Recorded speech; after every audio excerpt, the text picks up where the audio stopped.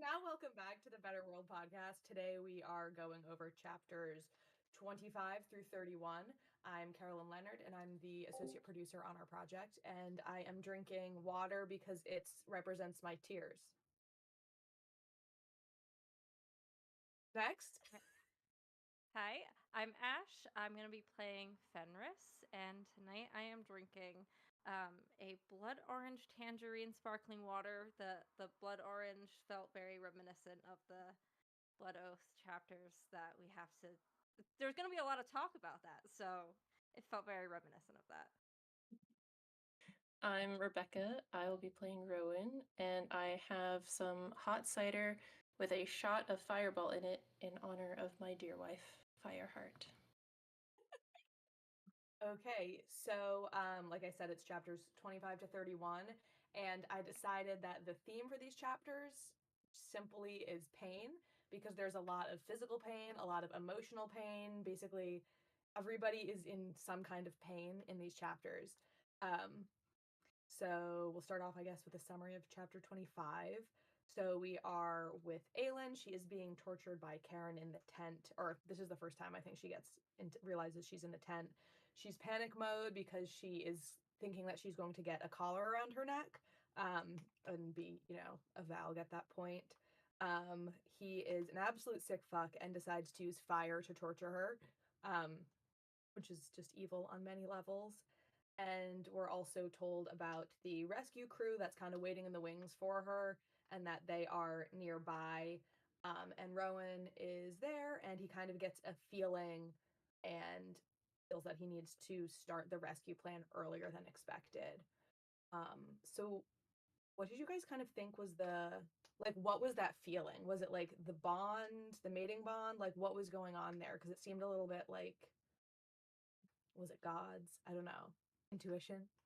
I mean, that's what the text said. They mentioned the Lady of Light, like a voice whispering in his ear. That's how I took it, like the goddess watching out for Aelin, watching out for him, and kind of egging him on, even though he's like so mad at them already for wanting to end her life for the keys and everything. But he's like, I'm gonna listen to it anyway and just do what it tells me. Yeah, I mean, I think like we know like Rowan is very instinct driven and like very if something a little voice is telling him something, he's gonna follow it. And so just the fact that the Lady of Light said something, he's like, cool, instinctually that's apparently what I'm doing now. And I think that was kind of like there was just that connection that he's just like instinctually has that with Lady of Light and Aelin, that kind of like instinctual connection. And he probably wanted to anyway. Like, he was really impatient, just waiting to do something. And he was probably like already halfway there, already really wanting to just go and save her. Literally Yeah, looking the for any anxiety. sign.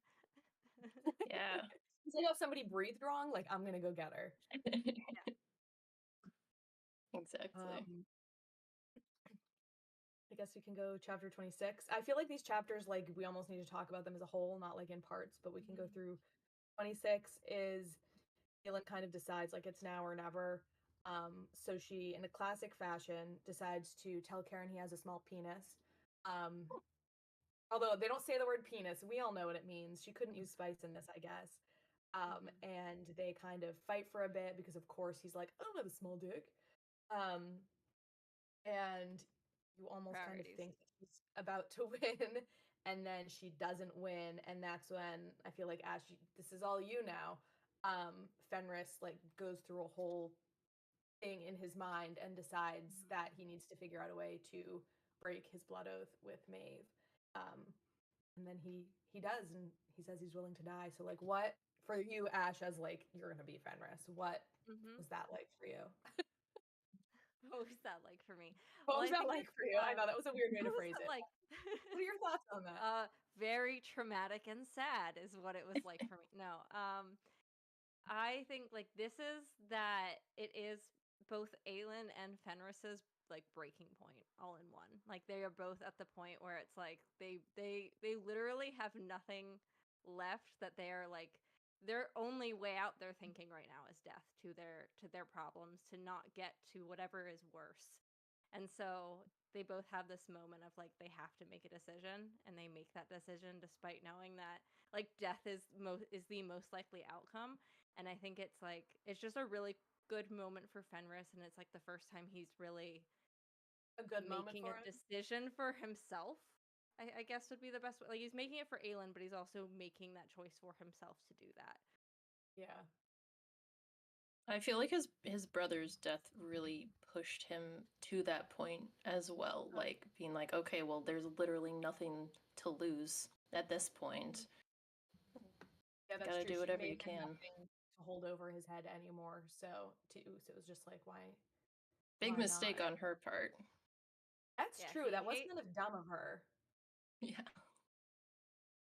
Yeah, he hates Maeve. He's not technically connected to Aelin, and he doesn't have his brother, who is really like obviously Rowan and the boys are his brothers in a sense, but they're not the same as your twin. And so I think like he can't even see that those relationships are worth anything because he's still so blinded by the trauma of his twin's death that like if this is the only way that will get Aelin, who is currently the only shining point in his like existence, out. It's pretty much a no-brainer for him because he does have nothing else except for her at this moment. Yeah. Yeah. I Yeah, bet and part of him is like, I couldn't save my brother, like let me at least try to save Aelin. Try to redeem Yeah. that like helplessness that he had.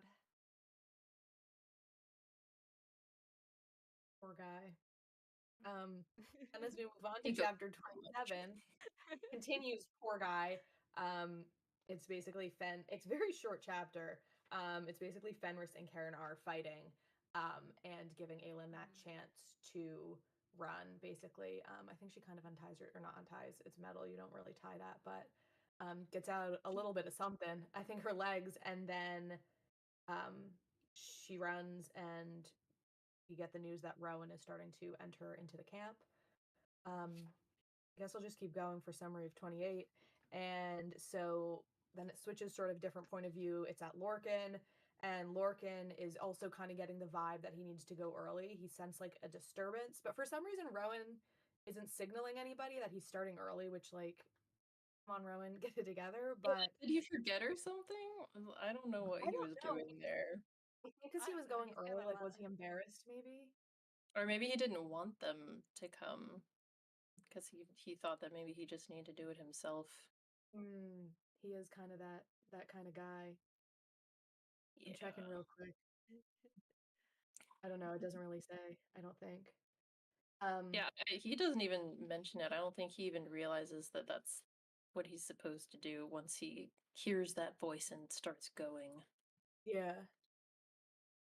Um, and then my favorite part is when Lorcan sees Aelin and he's like, "Oh my God, there's like that person there with the sword. It's gonna get her." And then he describes her as she wasn't a queen, she was an assassin, and she just like gets the blade and cuts her things with it. And I just can like see that in my mind. I feel like this whole chapter section is very like the first time I read it, I don't remember any of the words. I feel like I just kind of saw it as I was reading it. Because it feels like a movie. And what happened? Oh yeah, she cuts her chains, then she gets to Lorcan, and is with like the rescue crew, but it's clear that like she mentally doesn't really realize that she's been rescued, and she's very worried about Fenris. So Rowan goes to get him.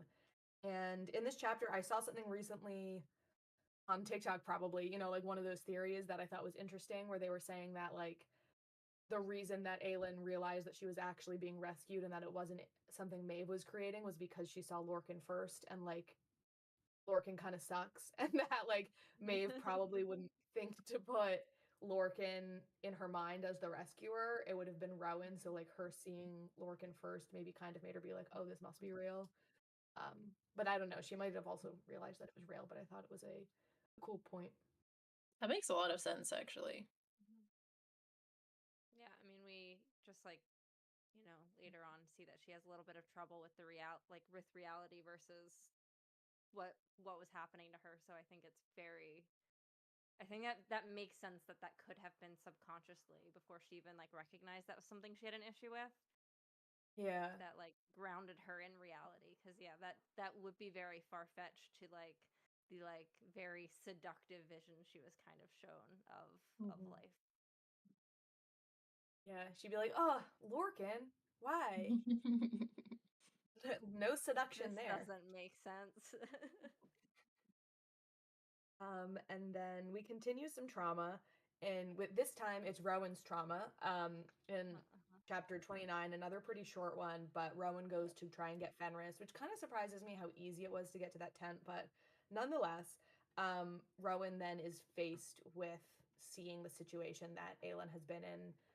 It's describing him seeing like all the equipment, everything like laid out. How there's like the cabinet, how he was clearly like just doing some torture on her recently, and then um, he decides to chain the I almost said deceased, the knocked out Karen, and clearly Not some quite. unwritten torture, which I kind of wish we'd seen it, but I don't know if that would have taken Rowan like I mean it would have cut out some of the like excitement of everything that was going on, but it also maybe would have made Rowan seem too evil. But I would like to know, Becca, what do you think Rowan was doing to Karen before he I think that says at some point in the book, I can't remember, but since we can't remember, what do you think he did? Yeah, I was actually checking on the timeline for this. He really didn't spend that much time on Karen because after we see Aelin enter the Glen, it doesn't seem like very long before Rowan is coming back with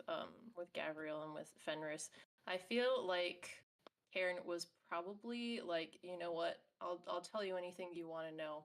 So he probably didn't have to do that much torturing, but I guarantee he got a few, you know, good slices here and there, maybe on a very particular part that Aelin had been talking about earlier. That's what I like to imagine happened anyway.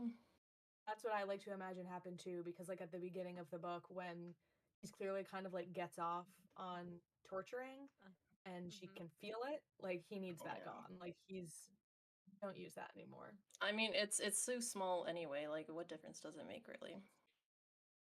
But you've I seen feel it, I like guess, canonically. Rowan has seen it, so you Yeah. can tell. so you know you have the expertise. No, I just feel like they gave us such gave us such descriptive moments of like Aylin's torture that it does feel like we're a little bit cheated of that like that moment of like what getting back at that character would feel like. So I like I that would have been such a good moment. Like it would have been a reprieve from all of the rest of the sadness because no one is sad when he dies. Yeah. Honestly, most people are pretty thrilled about it. So like that would have been a nice little like almost up moment in a book that is very I sad. just wanted to keep us down, I guess. I mean, she's queen of giving you shitty cliffhangers like this. That's true. Um, so leaves you wanting more in many ways, but um chapter 30 is probably I wouldn't say it's the first time that I cried when I was reading this book, but like it's the first time I remember crying.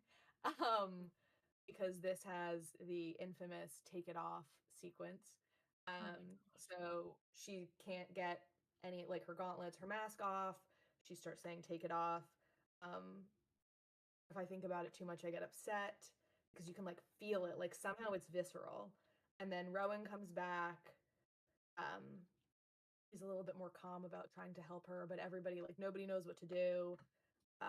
Then Elide says something about keys. Was there a key? That makes Aelin go like word key, word mark, remembers the word marks. And that because of the way she's bound and that she has the iron on her, she has to kind of hold Rowan's hand while he traces, like she traces the word mark, but like with his hand. Um, and then they unlock her kind of together. And then she, as soon as she's unlocked, she uses her powers finally and just goes up in flame. And that's when everybody kind of sees that she has no scars anywhere, that that was all taken away from her. Um, yeah. So good times, really good times. My favorite and least favorite part of that, personally, is I feel like it kind of is cementing the idea that Aelin needs to do everything on her own and that she is the one who has to come up with plans, which obviously happened way back in the day with Sam. That kind of was the start of it, but I feel like this kind of continues her on that path where like nobody could figure out how to get it off. She's the one who remembers, even though Rowan is there and helping, and I think kind of calms her like a little bit. She still is the one who essentially takes her own like iron everything off. Um, so I like it and I hate it. It's kind of empowering in a way, like she's able to remove it herself. That's And true. also, it is a little frustrating that no one else could think about that very, very good solution at that time. But maybe that was intentional for her to be able to kind of take that bit of power back and release herself from the chains. I mean, even though she did escape by herself, she didn't even need Rowan, she needed Fenris, but in another way she's able to release herself from the bondage. That's true. Is that what you think Rowan was maybe doing? Was him helping, but like letting it be her? I No, mean, not that honestly, I think he had no clue what to do. I think he was trying his damnedest to figure out how the heck do I get this off. I really think he just forgot that that was a thing until he was like, "Oh, my blood, right? yeah. I can do that." I do in my We're head when I'm at picturing this scene, I think of it as being like right next to the camp, and that always makes me more stressed out. But I'm sure they were like quite a bit away. But in my head, there's just like a little hill, and like there they are, and I'm like, leave. But who knows? They're Fae. They can run fast and far. I just like this is the last book of the series, and the fact that no one except Aelin has remembered this word mark, which has been present since I'm pretty sure the first book, is this specific one. That's just baffling to me that no one has at least learned that one. I feel like it does speak to what it is like when you are faced with this type of trauma. Like your brain kind of goes offline a little bit if you're not used to doing the making the word marks over and over again.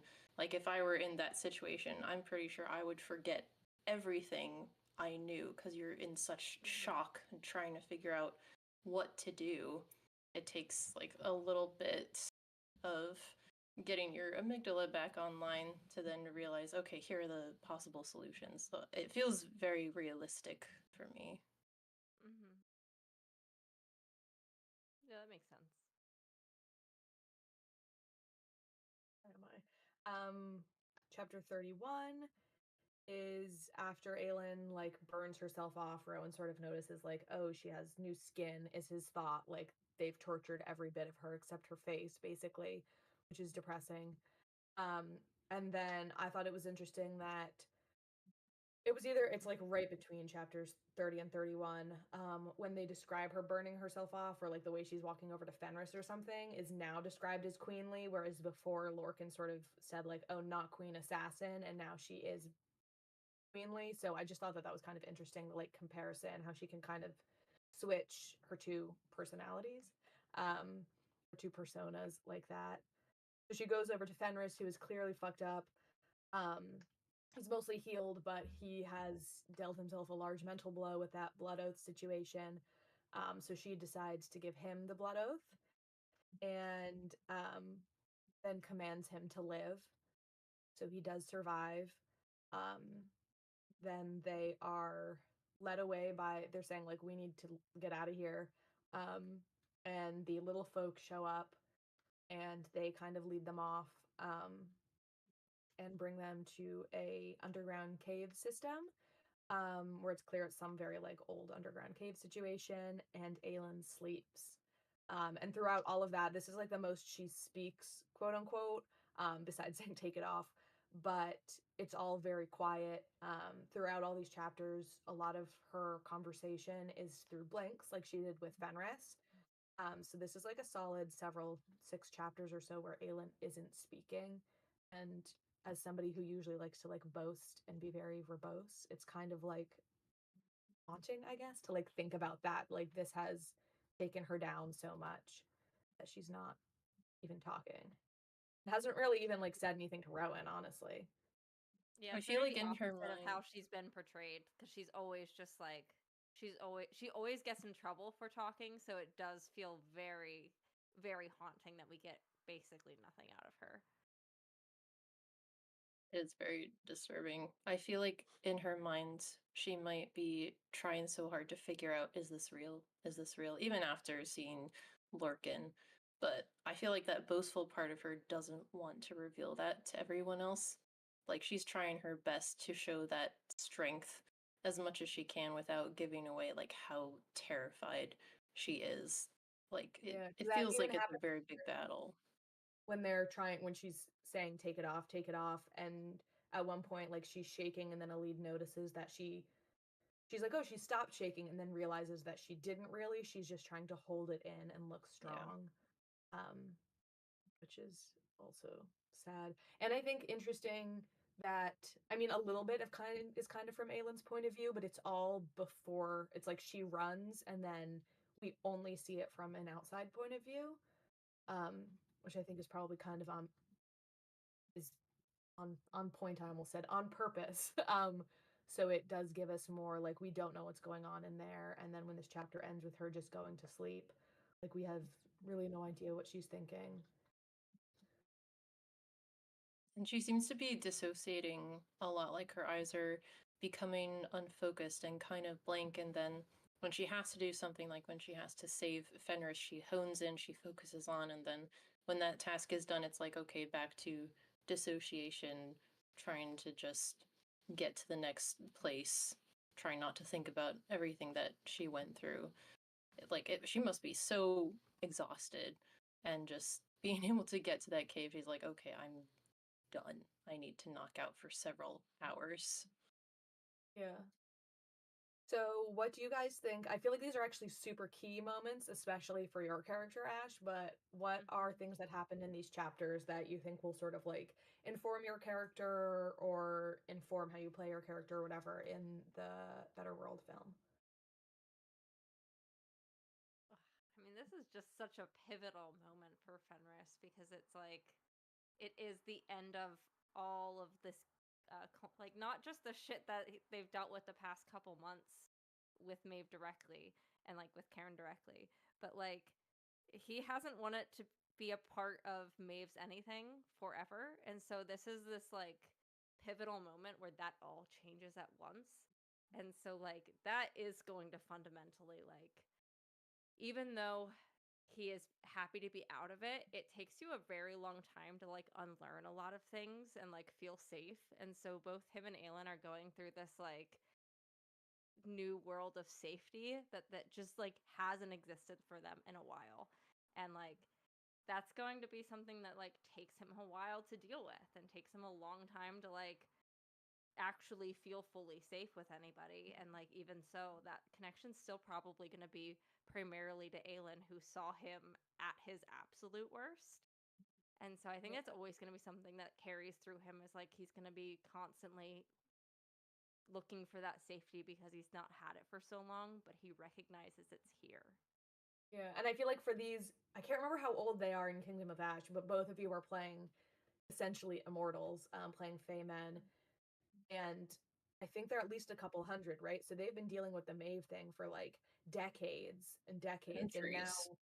yeah, now we're only 1 decade out. So that probably, in a male's perspective, is more at the forefront than it would be for like a human after 10 years because he has had such a long life.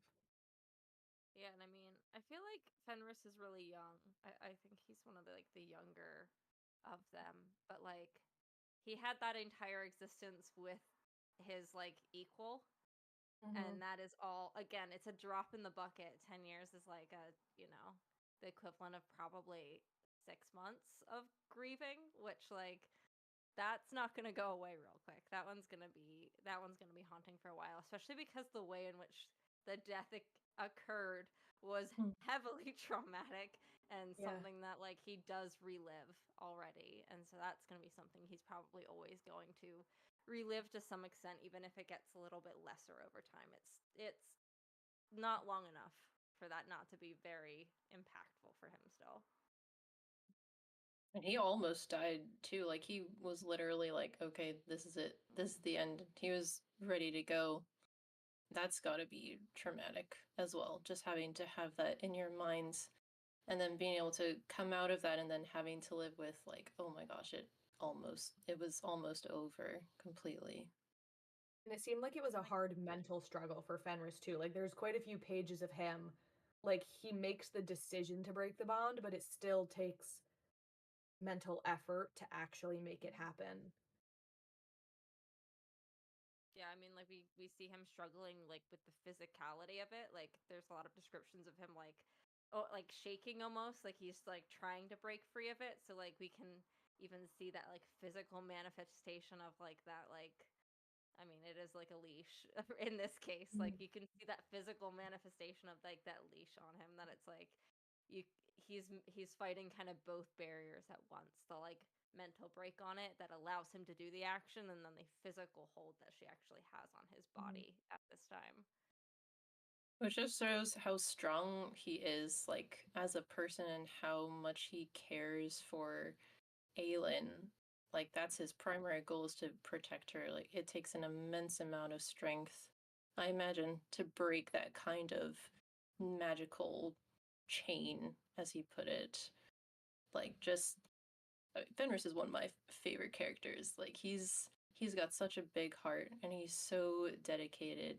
And I think this moment just shines the brightest light on him and how much he cares about the cause and he's willing to give his own life for it even.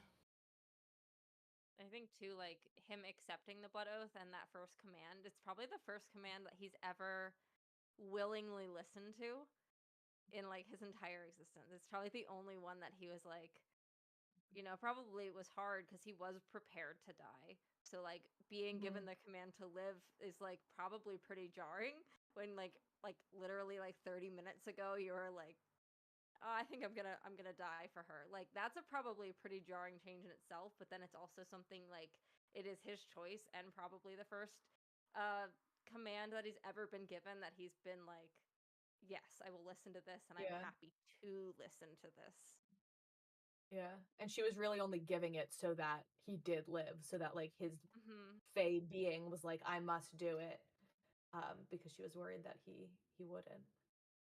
Mhm. Poor guy. Found a loophole. Yeah, that's what I think she did. She found it. That's kind of what they're all saying. Like everyone else is like, "What's going on?" And then somebody's like, "It's a loophole." Yeah.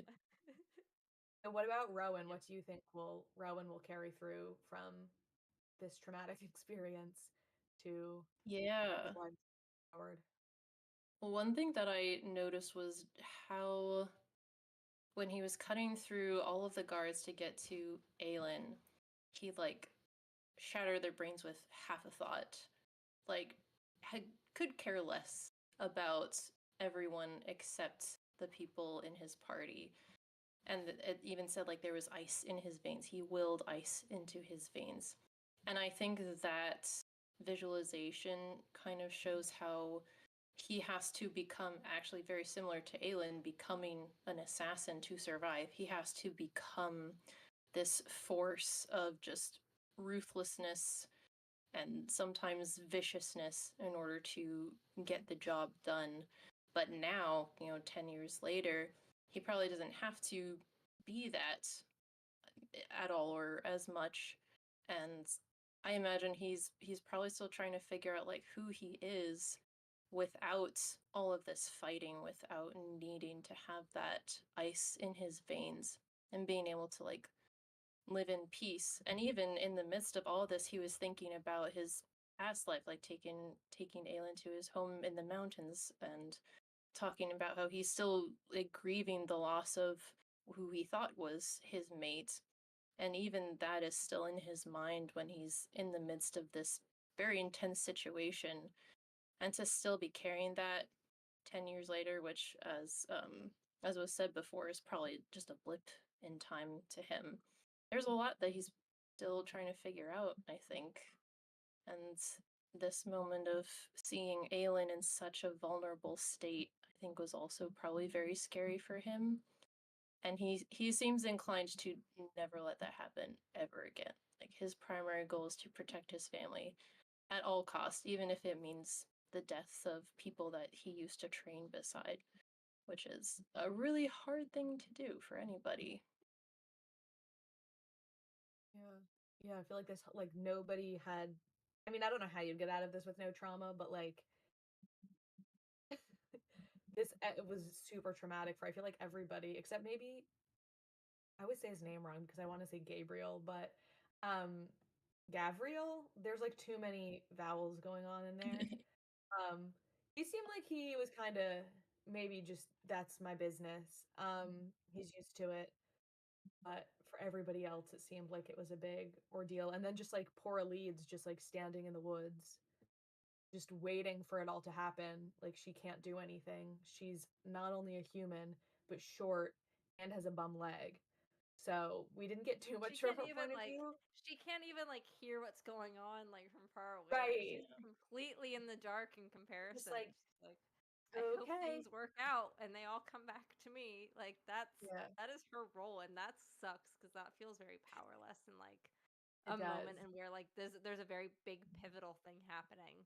Like you But want I to do feel help, like and that's I know kind of that the she's lead's role, like not to talk about things that happen in the future, but like even her mentioning in this part for their keys, like she's a lot of her what she does is like presence, like she's like I will just sit by her, like I know that this is what she needs, and she says things that kind of trigger other thoughts and creates a plan which sort of is foreshadowing for her role down the road.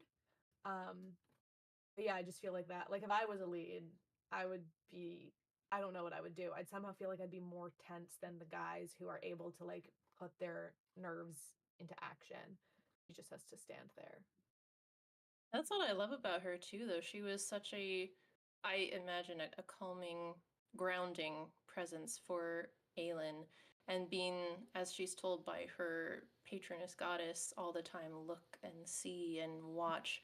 And because she is able to do that, then she can give those little hints to other people about, oh, maybe this is what you should do next. It seems like a small role, but I feel like she's such an important, an integral person to this group of people because she's like the most human of The most all normal. of them. Yeah, Yeah. which Yeah, you that's really true. If she need. wasn't there and Aylin's just like, here's a bunch of like really strong Fey men who are, I mean, essentially what was just torturing her for months. That's all she saw was a big, strong Fey man, Yeah. male. So I think to have like a Terracinian with her was probably yeah comforting. Um, and since her Leeds mother was there when Aelin was maybe gonna die that other time, like it's kind of a parallel to that, I guess.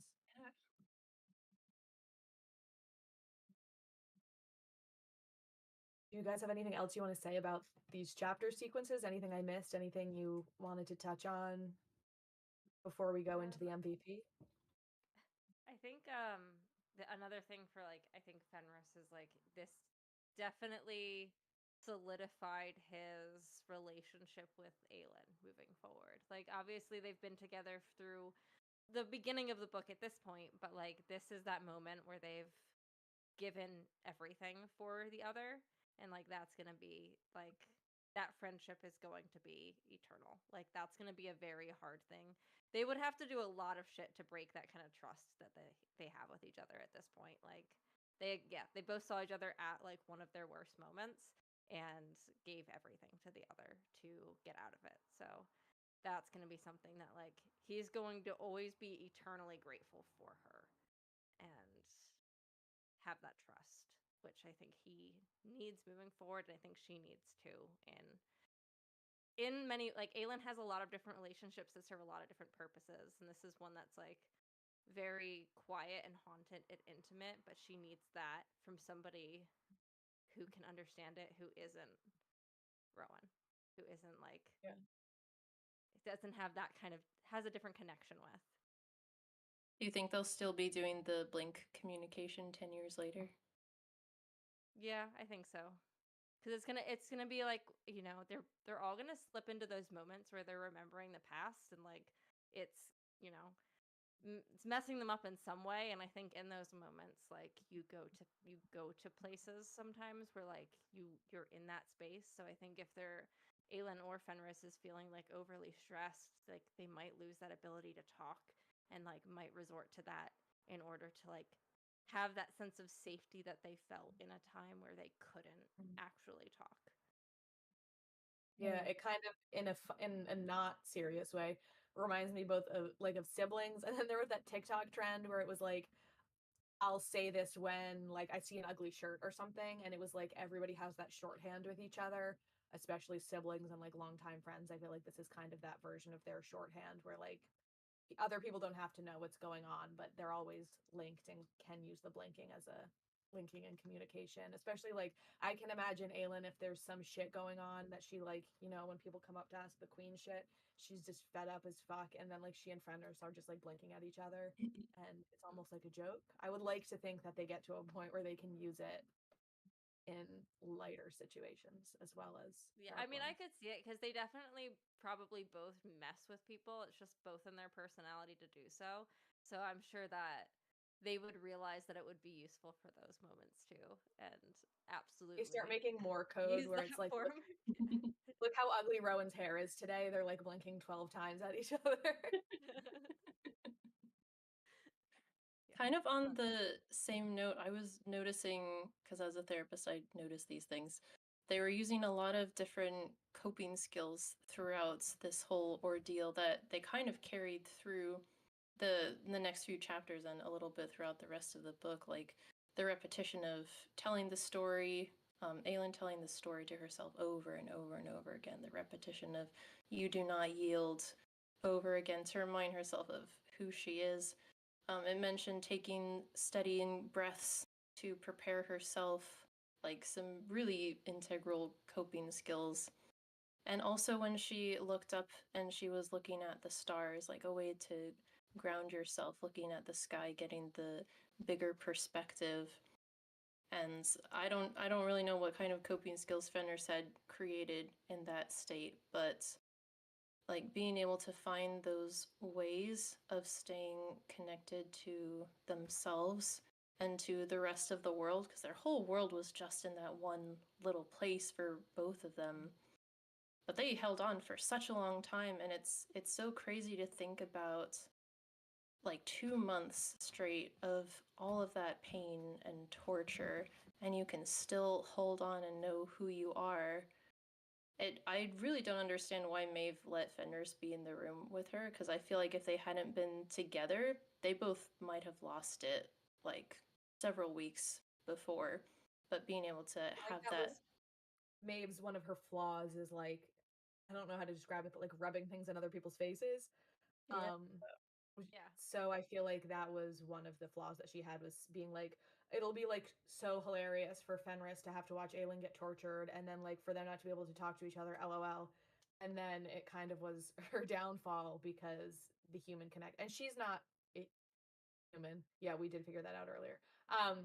She's not a human, like she had a shitty world that she came from. She probably doesn't really even understand what these person to person relationships can be like when it's just a true like emotional bond and not a blood oath that someone has taken or been tricked into thinking about. So she might just also be stupid and not have thought about it. One or She's the probably other never or had a combo. relationship like that. Yeah. Yeah. I, especially because we like everything we get on her backstory, especially all the stuff that she accidentally tells to Aelin during these like torture sessions. Like, it is clear that she's never really been happy or found a joyful relationship or companionship or anything. So she genuinely might not understand the concept of like strength together. Like there being that like rallying thing because all she knows is Mhm. like darkness and betrayal and general evil actions. And so like she probably doesn't even comprehend that that's a relationship that could happen and that they could find strength Yeah. in each other. And she's probably thinking, well, they can't talk to each other. So it's like, they both are so like helpless in this, but she's missing that Because like even if they very hadn't figured vital. out the blinks, I feel like having that person there, person dog basically, to look at is still a sense Mm-hmm. of strength and like he's still here, I'm still here, we're alive. That yeah, Maeve doesn't know about. Which, I mean, kind of almost makes me feel bad for her, but Yeah. She's I so don't know. arrogant. She's so Yeah, arrogant and full of herself. She doesn't even think about the possibility that anyone could undermine her. It's such a downfall. it's kind of funny to watch sometimes, just how things just go over her head completely because she's so focused and so like full of this idea of the powerful being that she is, Mhm. can take over anyone and everything, and it's Yeah, just and even I though miss a lot. she's independent and so is Aelin, but like in very different kinds of independent, where like Aelin, yeah, does plan everything and like probably should tell more people what she's gonna do, but she still has a big backing of a crew. She has her crew that she can roll around with and knows they do have her back, even if she doesn't tell them everything. And Maeve doesn't. She had that, but it was all guys who were sworn to her, and then they leave her for Which is Aelin. such a contrast to Aelin and Fenris, because they're Yeah. really there for each other. Mhm.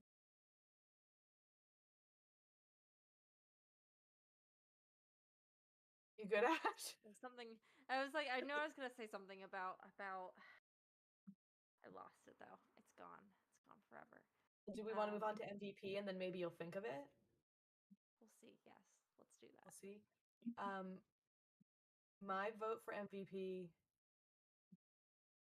was hard because for me it was between Fenris and Rowan for Hmm. doing very different things. But I think at the end of the day, it's Fenris for me because he was willing to die for Galen and for the cause. And yeah, his sacrifice is what allowed her, well, almost sacrifice is what allowed her to escape at the end of the day. And whether or not, I think you said that earlier, Ash, whether or not like anybody else was there, I mean, it helped for sure that they were there for her to run to, but she would have escaped even if they weren't there. And that was all thanks to Hmm. Fenris. That's Yeah, my pick I. as well. Mhm. Fenris is I the guess. goat, honestly. I really love the moment when he's like officially taking the blood oath, and then Rowan says, "Welcome to the court, pup." He's like trying to be a little funny, but I think that he acknowledges like none of this could have happened without Fenris. Mhm. Yeah, I mean, I'm definitely biased on this one and agree with Fenris because it's also too just like, removed from the actual like storyline and characters we're following. The fact that there has never been a case of anyone breaking a blood oath and surviving it is notable in itself outside of like the Mhm. character dynamics that are like That's coming into true. play here. So I think just like that in itself like is it like impressive that even if like other things were forgot about this time in history, like that's something that never would be because it was such a thing that could never happen. So I Yeah. think very biased, but No, I think you're right. Yeah, because even in Empire of Storms, when Maeve is like, Lorcan, I hate you, I'm gonna sever it, like that's a big thing for him mentally and I think Mhm. physically. And he is, supposedly like the biggest, strongest dude around. And he has trouble with that, and it was like severed on purpose. Like it wasn't torn. So which I actually think I that connects to something we were saying too about like Maeve just makes some weird choices sometimes. Like her severing that, like she could still have Lorcan on her side during yeah. these like final moments. And she willingly just went, nah. Like that's just something that would have actually benefited her. Like It and was made it because at one really, point when really I was hard reading for this, the I other forgot. parties. Yeah. Yeah, I was like, wait, how's Lorcan here? And then I remembered. But yeah, she does She kind of just like served that to them. Like she's hoisted by her own petard or whatever the hell, like I whatever feel they like she say. might have been hoping that someone would have killed him. Like when Fenris is coming back, he kind of gives Lorcan like this dirty look, like I'll Mhm. mhm. get you later. But obviously, like that didn't happen. So Yeah, I mean, I think that also connects to the fact that she does not understand relationships and like not just like doing evil things to people yeah. that hurt you in some way. So I think she probably definitely would have. I agree. She would have thought that one of them would have killed him and not have even considered that he'd be an issue moving forward. Or that like he would go off, that he was independent and wouldn't like want to be with a group of people. She probably never realized that Mhm. all of the cadre like formed bonds with each other because she doesn't have friends. Hmm. Yeah, like it is a little sad, but it's also just like it is very like it explains a lot of her decision making in that she doesn't Mhm. understand any connections, and that definitely leads into a lot of these things that like feel like if you are a human, or I guess the Fae in this are very human-like in terms of emotion. Um, you can see those little signs that explain that she's not either of those. Mhm. It's That's a a good good point. example too of how to take down a tyrant like that, like being the complete opposite of that. If you've got someone who has zero empathy, can't form connections with other humans, that's how you take them down, by doing what is unexpected to them, by forming bonds, by having connections and supporting each other. And these chapters here just show how anything is possible when you care so much about other people, and that's how you take down the tyrant. And well, I feel like we should end there because that was great. Leave everyone thinking about that. It's a good time in our lives. So thank you for joining us, for listening, and next time the episodes will kick off with chapter 31. Bye? I don't know. Sel, what do we do? I think we say goodbye. Bye. I don't, do we, Sel, I think maybe has to stop the recording with